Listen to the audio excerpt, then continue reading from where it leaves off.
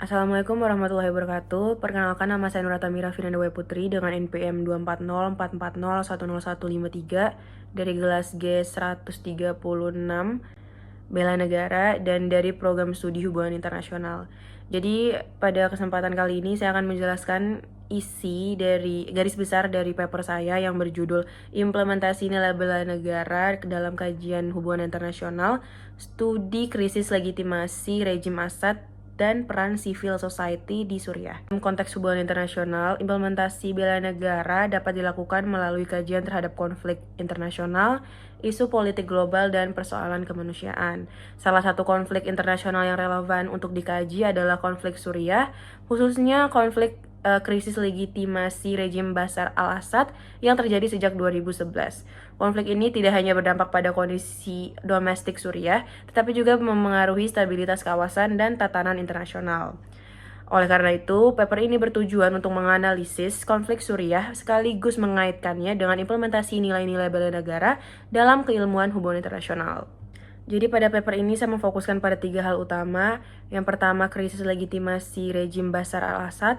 Lalu yang kedua, peran civil society sebagai aktor non-negara di Suriah. Lalu yang ketiga, bagaimana kajian tersebut dapat mempresentasikan nilai-nilai bela negara. Lalu metode yang saya gunakan adalah pendekatan deskriptif analitis dan dengan memanfaatkan data sekunder seperti jurnal ilmiah, buku, dan laporan resmi. Konflik Suriah ini bermula dari protes masyarakat pada tahun 2011 akibat aksi tindakan represif rejim Bashar al-Assad terhadap rakyatnya. Aksi protes ini kemudian berkembang menjadi perang saudara. Dalam perspektif hubungan internasional, kondisi ini menunjukkan lemahnya legitimasi politik suatu rejim ketika negara gagal memenuhi tuntutan politik dan sosial rakyatnya, maka stabilitas negara menjadi rapuh. Lemahnya legitimasi rejim Assad ini ditandai oleh yang pertama, pelanggaran hak asasi manusia, yang kedua, hilangnya kepercayaan publik, dan yang terakhir, keterlibatan aktor eksternal seperti Rusia, Iran, dan Amerika Serikat. Di tengah situasi represif tersebut, civil society di Suriah tetap memainkan peran penting sebagai aktor non-negara. Organisasi hak asasi manusia, media independen, dan komunitas lokal berperan dalam mendokumentasikan pelanggaran HAM serta menyuarakan kondisi kemanusiaan kepada komunitas internasional. Namun, civil society juga menghadapi berbagai tantangan seperti tekanan dari rejim, fragmentasi internal, dan keterlibatan kelompok bersenjata.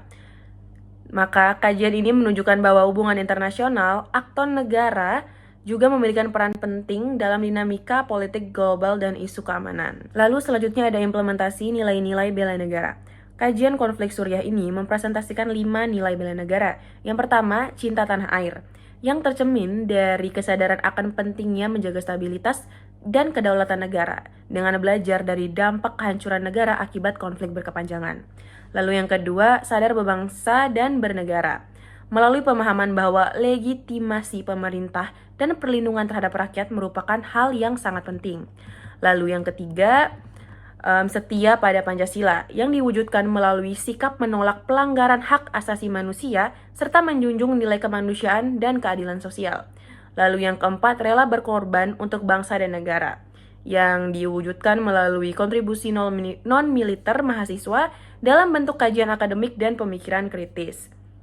Lalu yang terakhir, yang kelima, memiliki kemampuan awal bela negara, yaitu penugasan pengetahuan tentang konflik internasional, geopolitik, dan di mana politik global sebagai bekal menghadapi tantangan global. Sebagai kesimpulan, krisis legitimasi rejim Assad dan peran civil society di Suriah menunjukkan dampak serius dari kegagalan negara dalam melindungi rakyat dan memenuhi tuntutan politiknya.